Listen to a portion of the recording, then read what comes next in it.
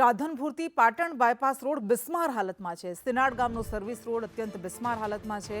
મસ્ત મોટા ખાડાથી વાહન ચાલકો પરેશાન થઈ ગયા છે। ભારે વાહન પર પ્રતિબંધ છે, તેમ છતાં પણ આ રસ્તા પરથી વાહનો પસાર થઈ રહ્યા છે। ભારે વાહનો પસાર થઈ રહ્યા છે। તાત્કાલિક સમારકામ કરાવવામાં આવે તેવી સ્થાનિકો માંગ કરી રહ્યા છે।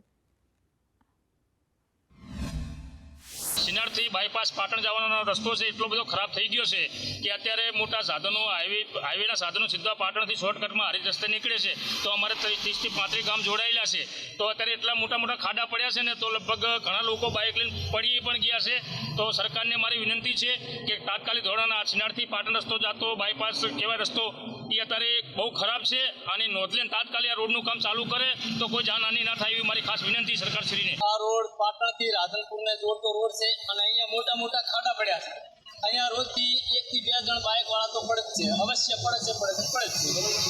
એટલે તાત્કાલિક આ રોડનું કામકાજ કરો અને અહીંયા અમારા રોડ આવેલા છે, રોડમાંથી અમારા ઘર આવેલા છે, અહીંયા અમારા બાળ બચ્ચા નીકળે છે, તેમના જાનહાનિ થવાની બહુ સંભાવના રહે છે। એવી અમારી વિનંતી છે કે આ રોડનું કામકાજ ચાલુ